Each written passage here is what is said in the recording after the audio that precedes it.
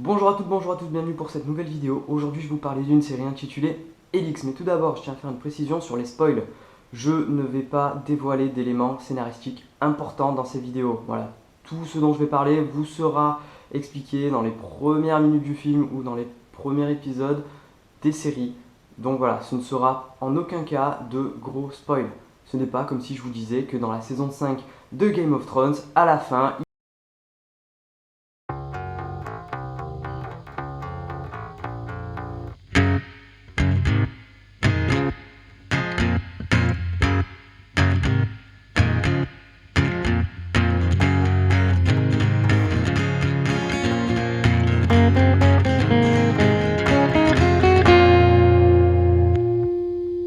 donc on va prendre une base de 42 minutes par épisode, moins 2 minutes pour les génériques de fin, ce qui donne environ 40 minutes par épisode. Donc avec 40 minutes par épisode, si on enchaîne 2 épisodes, on peut prendre 10 minutes de pause qui donne environ 1h30 pour regarder 2 épisodes. La première saison peut se faire donc de 7h30 à 17h30. Si vous êtes très motivé, vous pouvez enchaîner la saison 2, donc de 17h30 à 3h30 du matin. Ça paraît beaucoup quand même, donc autant enchaîner la deuxième saison sur le deuxième jour.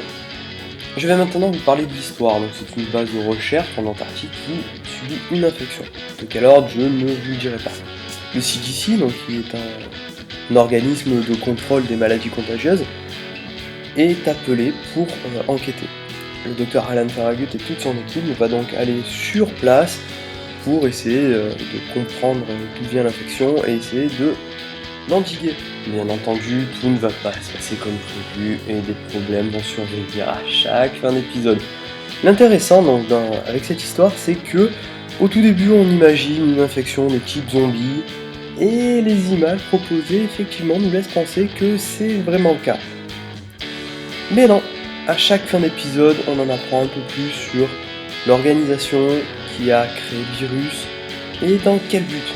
Je ne vais bien sûr pas trop en dire, histoire de vous laisser la petite surprise du scénario, car le scénario est très très bon, surtout pour la première saison. La deuxième saison s'étire un peu et il n'y a malheureusement pas de troisième saison, alors que la série est vraiment très très bonne.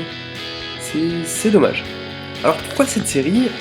Pour deux points très, très importants, donc, qui sont le scénario qui nous laisse entrevoir quelque chose au début et qui au final n'est pas du tout ce à quoi on s'attendait, donc c'est assez surprenant, c'est une bonne surprise en fait. Bon, le deuxième point, c'est les fins d'épisode avec les petites musiques d'ascenseur qui sont en complet décalage avec ce qui se passe à l'écran, et ça c'est une très bonne mise en scène, donc c'est vraiment une très bonne série que je vous recommande.